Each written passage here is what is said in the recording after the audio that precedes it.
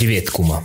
Как дела? Привет, Рустам. Дела хорошо, как твои. Поздравляю тебя с новым обновлением. Поздравляю нас. И это наш первый выпуск. Постараемся, чтобы он был не последним. Давай поговорим на нашу выбранную тему. Мы договорились, я предлагаю поговорить на тему принятия решений.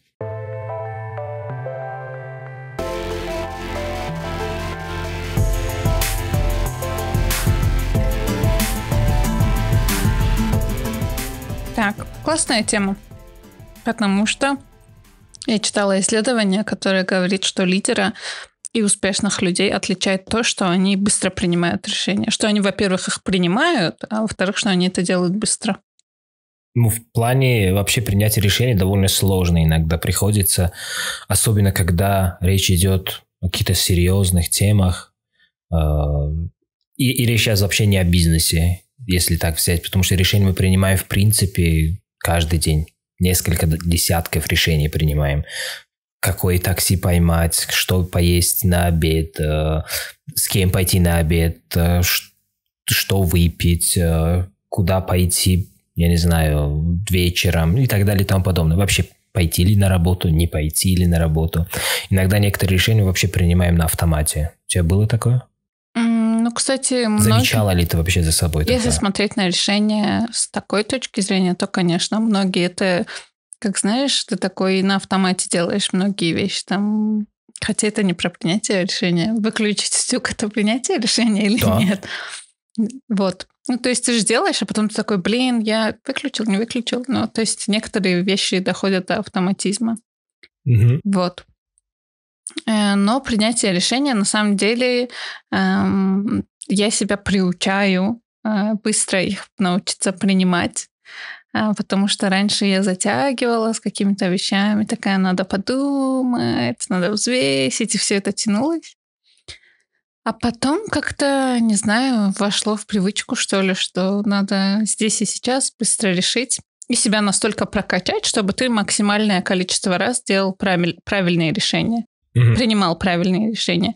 И я еще ко всему отношусь так, что, как сказать, не бывает неправильных решений. Значит, вот в тот самый момент ты обстоятельства и все было, что ты принял такое решение, и даже если это тебе как-то обернулось не очень хорошо, то это тебе урок, да? Ты еще лучше становишься в следующий раз. Да, интересно. Вообще, в целом, если так взять, очень интересный вопрос соотношения эффективных решений. Ладно, можно не говорить про правильные и неправильные решения, а вообще, насколько это решение было обоснованным или необоснованным, эффективным или неэффективным. То есть оно привело ли тебя дальше к тому результату желаемому или не привело. Вот тут уже возникает другой момент. Мне сейчас вспоминается статистика. Недавно читал, там Майкл Джордан, один из самых результативных, там классных игроков в баскетбол. У него там какой-то процент всего было попаданий, но было куча бросков. То же самое с певцами там знаменитыми, там Тейлор Свифт, Джастин Бибер. Не каждая песня, которую они выпускают, является хитом. Там какой-то процент, 7%, 8% хитов. Вот, кстати, то же самое с решениями может быть. Про хиты я тоже смотрела, видела это исследование или статья это была, что на самом деле почти у всех популярных исполнителей каждый 8% их творчества выстреливает. То есть, если ты хочешь быть суперпопулярным, просто ты так много выпускаешь количество, чтобы ты этого 8% быстрее достигал. Вот. То есть, каждая восьмая песня. Ну, по сути, да, можно так сказать, да. Интересно. Ну, вот в этом и суть, да, то есть не всегда те решения, которые ты принимаешь, на самом деле могут привести тебя к той цели, к которой ты стремишься. Но речь о быстром принятии решений, о том, что нужно увеличивать количество решений, которые ты принимаешь. И чем раньше ты это начинаешь делать, тем лучше. Да, вот мне сейчас пришла мысль уточнить, почему именно эту тему ты вдруг решил выбрать. Как ты пришел к этой теме? Тема интересная с той точки зрения, что в принципе принятие решений это с одной стороны присуще человеку, как разумному мыслящему существу, с другой стороны мы не осознаем, насколько часто и на самом деле важные решения принимаем в жизни. И не всегда мы признаем это право за другими людьми. И вообще начать подкаст, начать записывать подкаст. Это тоже решение. Это тоже была когда-то у нас давней целью, мечтой. И вот дожили, да, до этого. Но прийти к тому, что мы начнем записывать подкаст, мы шли к этому какое-то определенное время. И это решение на самом деле зависело от кучи мелких других решений. Там типа... купить микрофоны, там, собраться, снять офис, что-то сделать, что-то организовать и, наконец, собраться в конце концов и принять решение, о чем мы будем записывать подкаст. То есть это не одно решение, на самом деле за каждым таким важным, неважным, на самом деле любым решением стоят куча других решений. И мне показалось, что это тоже очень важно поговорить об этом, и так как решения принимают все люди, то это может быть интересно в том числе и нашим зрителям, слушателям и так далее. Кстати, не знаю, читал ты или не читал, но я лично эту книгу не читала, но мне все советуют трансерфинг реальности или что-то такое, все очень мне советуют. Но там как раз-таки говорится, что чтобы быть в потоке, тебе надо принимать решения постоянно, да, и тогда ты будешь приходить к каким-то новым возможностям и чему-то, а если ты будешь растягивать, то ты вот и потеряешь так все возможности, которые тебе дает Вселенная. Вот поэтому я не читал эту книгу, но вот слово «поток» уже начинает небольшое отторжение даже вызывать в связи с его слишком большим распространением и безмерным использованием. Но я к вопросу решения отношусь еще и с точки зрения как профессиональной, то есть мой бэкграунд университетский – это менеджмент, и мы проходили даже какие-то, не курсы целые, но уроки, да, о том, как принимать решения, будучи руководителем там организации, компании. Ну-ка, расскажи лайфхаки. Там очень много интересных принципов есть, и многие из них я использую больше в личной жизни, в семейной, нежели чем не только на работе. То есть это и менеджмент, это такая профессия, которая тебя учит, по сути, жить более-менее эффективно, то есть относиться к жизни как к такому проекту, работе, да, к семье то же самое, то и с точки зрения менеджмента можно использовать вот эти все принципы и правила к жизни. Например, вот к принятию решений. Есть такой принцип, что если ты принимаешь решение, нужно сравнивать вот плюсы и минусы, да, разных решений. Но очень часто мы совершаем одну фундаментальную ошибку в этом плане, когда мы начинаем сравнивать плюсы одного решения с минусами другого решения. Тогда как нужно сравнивать плюсы с плюсами, минусы с минусами. Мы часто делаем, особенно когда, вот говорят, нерешительный человек, да, или человек принимает какое-то решение, а потом жалеет об этом решении. Почему он жалеет? Потому что он начинает сравнивать минусы принятого решения с плюсами отвергнутого. Типа вот я не переехал в другую страну, к примеру, я остался жить. Вот это решение. А дальше он начинает сравнивать, что вот оставаясь здесь, я, например, потерял столько-то каких-то возможностей, да. А вот если бы я переехал, у меня появились бы какие-то другие шансы получить какую-то работу, я не знаю, заработать что-то. То есть он не сравнивает минусы принятого решения с минусами отвергнутого. Он начинает сравнивать эти минусы с плюсами. А вот если бы я уехал, было бы бла-бла-бла, да? Или наоборот. То есть в любом случае вот фундаментальная такое правило, фундаментальный принцип, что нужно принимать решения. Раз принял решение, раз отверг остальные решения, забей на них. Просто живи дальше, строй дальнейшую какие-то планы, цели на основе принятого решения. А вот если хочешь сравнить, пока еще ты на стадии принятия решения, то сравнивай плюсы с плюсами и минусы с минусами. Только так можно адекватно оценить, какое решение является наиболее приемлемым на данный момент. Я расскажу больше еще как с точки зрения папы, как я смотрю на то, правильно ли я вообще воспитываю детей принимать решения. То есть я где-то вот читал или тоже смотрел, что детей нужно приучать принимать решения с самых первых лет жизни. И часто у нас на это внимание не обращают, но даже когда ты спрашиваешь у ребенка, что он будет на завтрак, он начинает думать. То есть даешь ему 3-4 опции, возможно, даже. И он начинает сравнивать эти опции между собой. Это тоже решение. То есть что съесть на завтрак, это тоже решение. Конечно, не всегда может быть выбор большой, но в любом случае ребенок начинает уже чувствовать, что он что-то сам решил. Он сравнил что-то, он пришел к какому-то выводу. И в этом плане вот так и вот то, что ты говоришь про автоматизм принятия решений. Если с малых лет приучать ребенка принимать решения, он сначала будет выбирать завтрак, а завтра уже также осознанно будет выбирать профессию, супруга, партнера по жизни и так далее и тому подобное, друзей. Очень интересная теория воспитания. А вот в твоем детстве как было? Как и в обычных, в принципе, семьях в Таджикистане. То есть в этом плане никто такой концептуального подхода не применял, мол, вот дадим ему выбор завтрака или обеда, да, и он будет учиться принимать решения. Вообще про принятие решений, про вот концепции, про подходы, взгляды я узнал уже позже намного, когда уже в универ поступил, уже начал изучать все это с этой точки зрения. Профессию, по сути, я выбирал больше случайно, нежели чем сидя обдуманно какие-то решения принимать. И просто, я не знаю, там так совпало.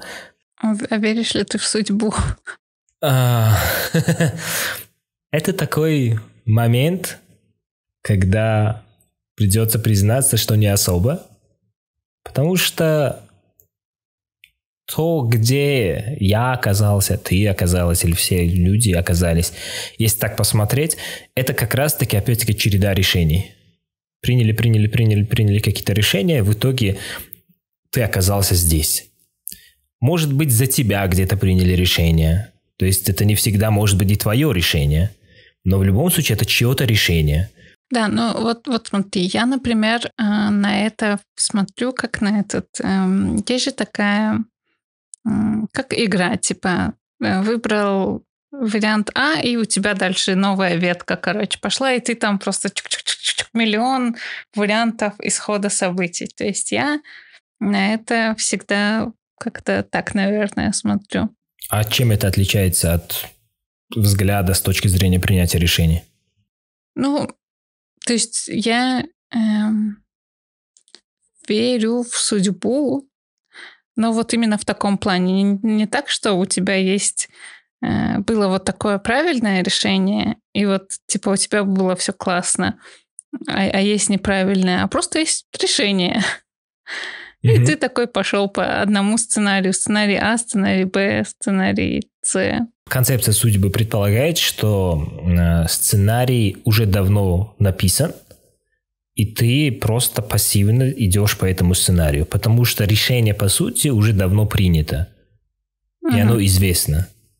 Ну, не тебе, конечно, как этому действующему лицу в этом фильме, но режиссером, да. Не знаю. Ну вот мне кажется, там много решений. Знаешь, это как это «Черное зеркало», где ты помнишь сезон, когда ты сам выбирал, что дальше будет с героями? Вот такое же. Что бы ты посоветовал людям нерешительным? Как перебороть вот эту нерешительность, страх принятия решений? Интересный вопрос. Я бы вообще себя не назвал супер-пупер решительным, потому что чем больше сидишь и обдумываешь какое-то решение, тем больше у тебя появляется сомнение, правильно ли ты поступаешь. То есть иногда, как я переступаю вот это слишком большое обдумывание, да, вот overthinking, который говорят, просто тупо делаю. Надо, и все. Забей на почему, зачем, для кого, для чего. Захотелось записать подкаст, захотелось начать записывать подкасты. Давай тупо начнем. Неважно на самом деле, к чему потом это может привести. То есть сидеть сейчас, обдумывать, искать себе мотивацию, там, обоснование принятого решения или принятие такого решения. это слишком сложно. Мы можем довести и до очень больших плюсов, и до очень больших минусов. И в этом плане, мне кажется, вот так можно перебороть нерешительность. Ты как думаешь? Вообще, как ты относишься к людям нерешительным? С пониманием. Потому что я же говорю, я сам один из них. Как ты определил, что ты сам один из них? Потому что есть очень много решений, которые я не могу принять. Например? Например, я вот восхищаюсь людьми, которые могут бросить все и уехать. Я восхищаюсь реально ими, потому что впереди у них вообще какая-то неизвестность, особенно когда они уезжают в другую страну. Мы сейчас говорим не только о тех, кто вот в Штаты переезжает, но и о тех, кто вот в другую страну на миграцию уезжают, в Казахстан, Россию или куда-то еще, сейчас уже в страны Европы, там, Корею, вообще. Я понимаю еще в Россию и Казахстан, потому что все-таки русский язык, мы даже с собой сейчас говорим по-русски, но в Корею ни А, ни Б, ни кукареку, а ты уезжаешь в какую-то другую страну, ни культуры, которую ты не знаешь, ни языка. И в итоге они решаются все-таки, уезжают, ищут работу, строят новую жизнь. Это для того, чтобы принять такое решение, нужно, как говорят же, там, иметь стальные яйца. Вот я нерешительный, поэтому я до сих пор, наверное, здесь по этой причине. Ну, мне, кстати, такие решения, не в плане переезда, но вот какие-то важные решения в моей жизни помогает просто слепая вера в то, что все будет хорошо. И это не конец света. И пока ты сам у себя есть, ты все равно, все будет классно с тобой. У меня так было раньше, не знаю, много лет назад с работой, когда мне не нравилось на работе. Я терпела, такая, боже, я уйду, я же не найду никогда работу, как же это будет? А потом как-то ты такой, да я не просто найду работу, я найду еще круче, и все будет вообще классно и замечательно. То есть пока ты... Вот мне вот эта вера помогает, что, все мне всегда будет классно при любом исходе. А откуда появилась эта вера? Опыт. На самом деле, особенно когда ты проходишь через, казалось бы, тяжелый или плохой для тебя опыт, ты понимаешь, что, я вот где-то там был на дне, как кажется, но я же вернулась, я сейчас, посмотрите. То есть и вот этот опыт, во всем всегда опыт очень помогает принять решение, что ты такой, окей, может быть, я ошибусь, может быть, я сейчас рискну, но ничего, я поправлю все, а если не поправлю, я научусь делать лучше. Заново сделаю. А тогда вера ли это?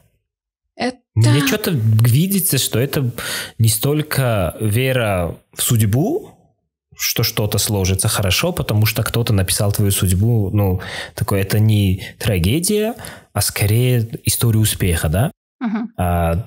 Может, ты потому что писала историю успеха, поэтому ты нацелена на то, что и твоя история тоже будет успешной, потому что ты пишешь историю успеха. Но ты относишься к этой истории не потому, что ты веришь, что кто-то написал твою историю успеха, а потому что ты думаешь и уверена в своих силах, знаниях, опыте, что ты сама напишешь свою историю успеха. Не знаю, как это правильно сформулировать, потому что у меня... При этом у меня есть огромное чувство, что я такая, знаешь, Бог меня любит, меня Бог не оставит в каком-то плохом положении и так далее. Поэтому, но это помогает еще и ментально в том плане, что от этого же твоя любовь к самому себе и самоуверенность растет, что ты такой, нормально все, сейчас все будет хорошо. И вот это очень помогает на самом деле принимать решения, даже самые сложные. А какие решения ты довела до автоматизма? Я не говорю сейчас о завтраках, ужинах, о таких бытовых решениях, а есть ли какие-то серьезные решения, которые ты можешь принять, в принципе, не задумываясь серьезно? Это, наверное, опять-таки, это больше рабочие решения, что иногда есть какие-то проекты, например, и я точно знаю, что я точно соберу вокруг себя самых классных людей, которые сделают, что даже если на протяжении пути где-то будет какой-то косяк, что я всегда смогу его поправить. Даже если эти люди где-то споткнулись, я всегда могу прийти на помощь и как-то все вместе мы это выправим. Вот в этом плане у меня, наверное, последний год появилась такая сильная уверенность в своих силах, во-первых, и это дает еще и уверенность в команде, потому что ты такой, да блин, они классные, а еще есть классная я, и вообще там... Синергия пошла. Ну, это как средняя арифметическая все равно высокая выйдет, да. Ну вот идея синергии же вот выражается в формуле 1 + 1 = 3, что типа, да, это синергия, это когда сумма больше вклада каждого из членов команды. То есть по отдельности, если работать, эти же люди принесут, я не знаю, это 3 человека, принесут 3 балла условно. А вот если они объединятся, это уже будет 5 баллов. Потому что вместе они смогут достигнуть намного большего, чем по отдельности и врознь. То есть ты веришь в синергию. Очень. И еще я верю в то, что нет ничего абсолютно невозможного. Очень, очень люблю эту черту характера, что всегда границ нет. Ты всегда можешь найти какой-то путь и решить этот вопрос.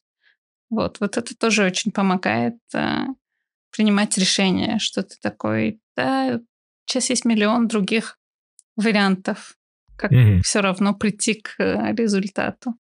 Окей. А давай поговорим про осознанные решения. Были ли случаи, когда ты осознанно приняла какое-то серьезное решение, на твой взгляд? Да. Ну, у меня, наверное, по большей мере все связано с работой, потому что я живу работой.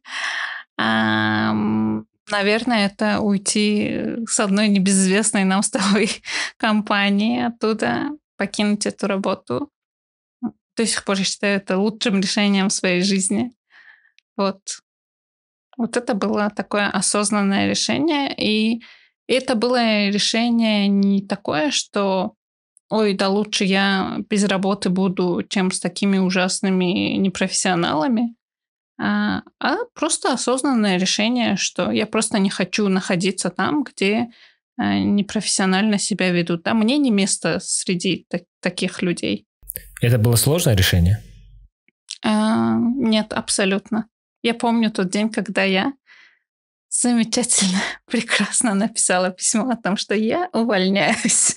У меня еще был вопрос как раз-таки, опять-таки, с профессией связанный. Насколько я знаю, ты окончила юрфак, да, но при этом работала больше как project менеджер в медиа, в международных организациях. У меня то же самое. То есть, ну, не юрфак, конечно, но другой фак. В итоге получается, что 5 лет проучиться в универе, потратить свое время, ресурсы, деньги, силы и так далее, но при этом и дня не проработать по профессии.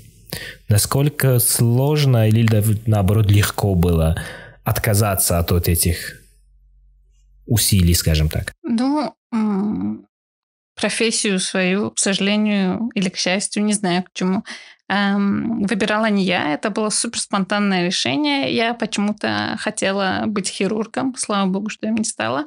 А когда мы обсуждали дома, мама такая, так, врачи у нас в семье есть, экономисты, айтишники есть, ну давай ты будешь юристом.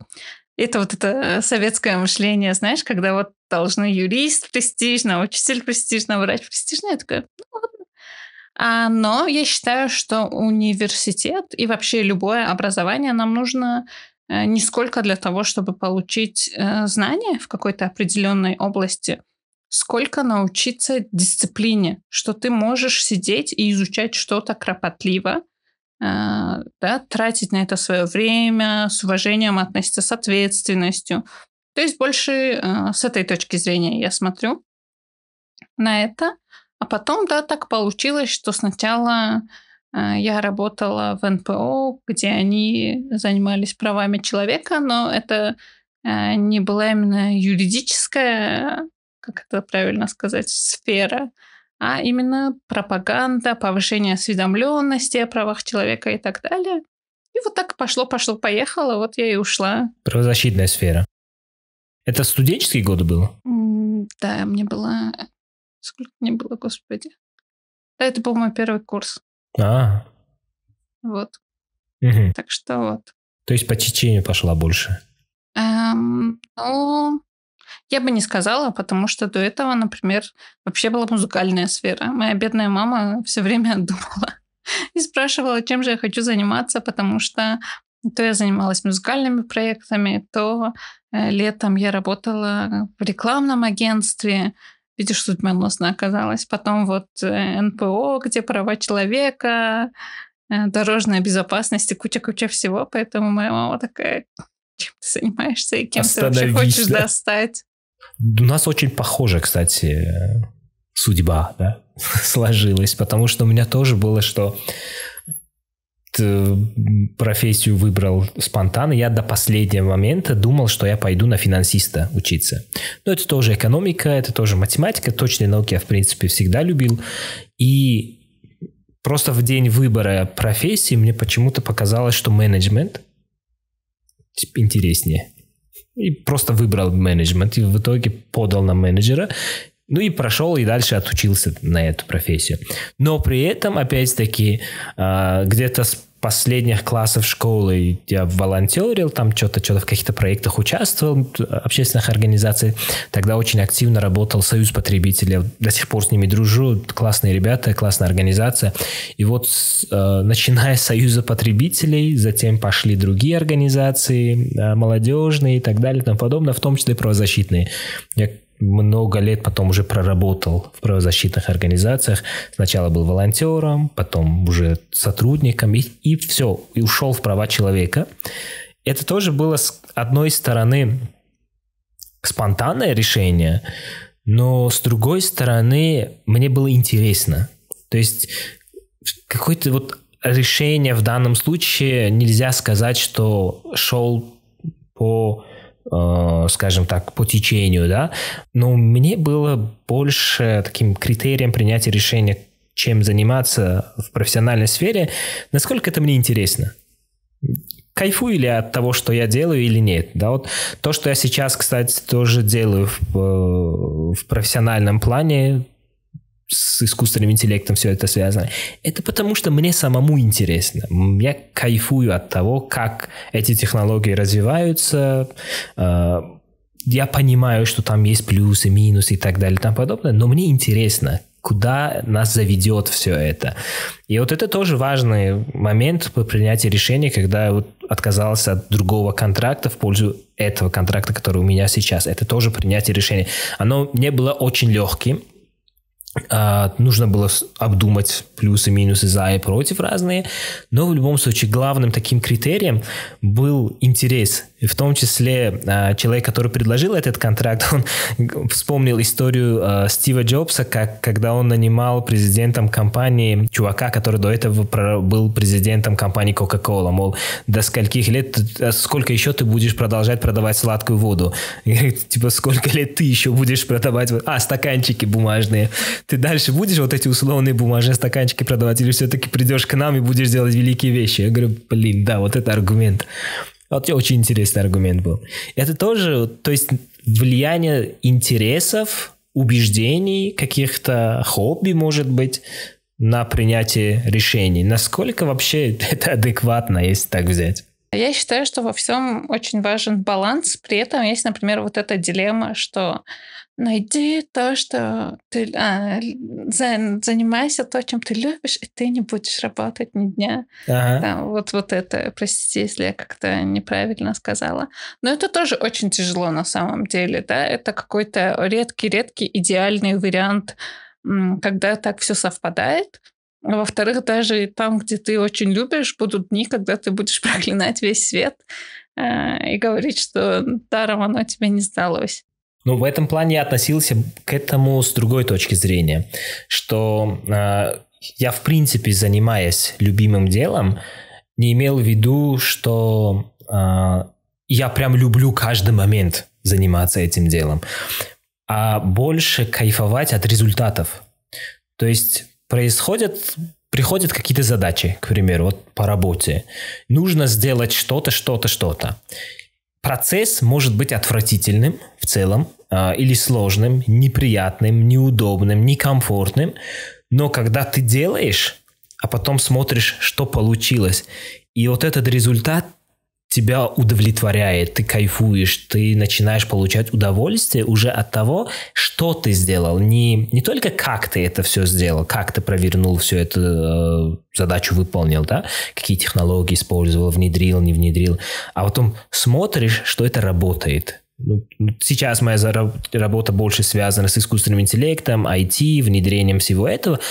То есть процесс, может появиться какая-то задача, ломаю голову, неделя может пройти, 2 недели над этой задачей, да, очень много чего делается, много чего не получается, с первого раза вообще нифига не получается, а потом уже, когда что-то происходит, и ты видишь вот этот результат, и говоришь, круто получилось, мне самому нравится. Кстати, спустя время мы не вспоминаем вещи, которые получились очень легко, да, то есть ты просто там то, что получилось, ты такой, да, прошло все идеально, и все.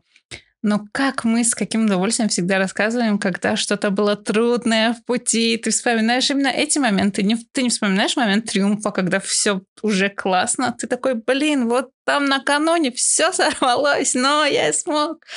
То есть все-таки вот эти моменты нас делают более сильными и больше приносят удовольствие, чем просто легкие пути.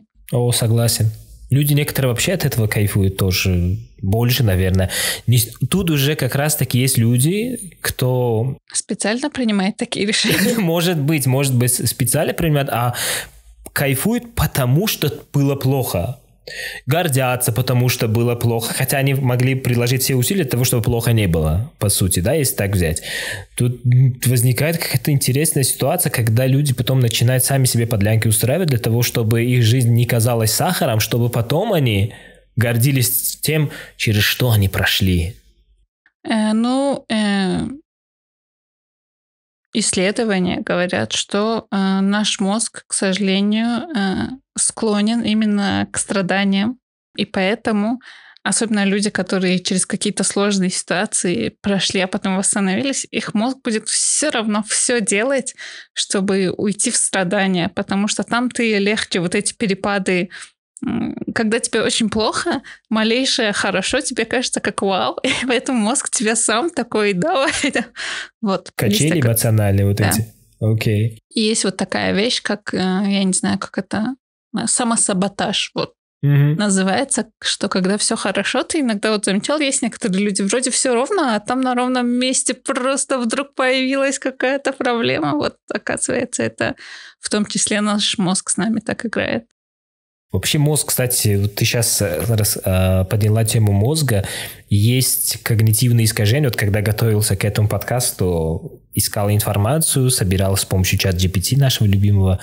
И он Да, у каждого свой любимчик сейчас уже может быть, потому что их стало очень много. И вот про когнитивные искажения, что есть, например, ловушка затрат, что ты склонен поддерживать какое-то решение, потому что ты потратил уже много денег на него. Поэтому девочки говорят, что мужчина должен вкладываться, поэтому ему будет потом трудно ее отпустить. Чтобы он сам потом держался. Боже мой, как все хитро устроено. Ну вот видишь, насколько теперь когнитивные искажения тоже влияют на подобную жизнь. Блин, я об этом даже не задумывался. На самом деле есть в этом доля истины. Вот. Это вообще интересный момент. Ну, в принципе, про принятие решения можно много говорить. А были ли ситуации, когда решение принимала не ты? То есть придем к тому, что когда кто-то принимает в отношении нас определенные решения, но при этом ты решила, вытащу из этого решения, даже вот я оказалась в этой ситуации под чужим влиянием, решением, но все-таки вытащу из этого что-то полезное для себя. Это опять, наверное, в моем случае уходит в религию, что я считаю, что абсолютно вот все, что происходит, все на мое благо. Это хорошее, плохое и так далее. Что просто я со временем пойму, в чем был смысл. Но опять-таки это возвращает, если убрать религиозные какие-то моменты, что опять-таки твой мозг тренируется, и в следующий раз ты просто легче реагируешь на эти вещи. И поэтому ты такой думаешь, блин, да все было на мое благо, видишь, я уже сейчас... Там... Это получается оценка постфактум, когда уже все произошло. Да. Если я не могу повлиять на это решение, я очень спокойно отношусь. Опять-таки, это опыт принес. То есть Кума год назад, она бы до последнего спорила, просто тратила бы свои нервы, силы, скандалила бы, но пыталась бы поменять. А сейчас такая, я на это не могу повлиять. Вот, все. Окей. Так, ладно, пусть так будет. Ну, это да, это опыт, мудрость, которая возникла. Зрелость. Сформировалась. Да, зрелость. Окей, ладно. В принципе, наша камера уже отказалась снимать. 2 остальные, надеюсь, снимают. Мы, в принципе, давай подытожим. Сделай итог. Боже, о чем мы говорили? Как сложно и неожиданно. Так, в общем, давай я не буду подводить итоги, а просто давай спросим... Прими решение. Вот я приняла решение, что не буду подводить итоги. И давай лучше спросим зрителей, тяжело ли им принимать решения, и вообще какое было самое сложное решение, которое им приходилось принимать. Ребята, которые все бросили и уехали в другие страны, напишите нам, мы хотим знать. Да, как вообще вам это удалось, и что вообще сподвигнуло вас, что стало причиной, да, основанием бросить все и начать новую жизнь? Насколько это вообще сложно было? Вот. Спасибо, что поделилась мудростью и опытом. Тебе спасибо. Пока. Пока.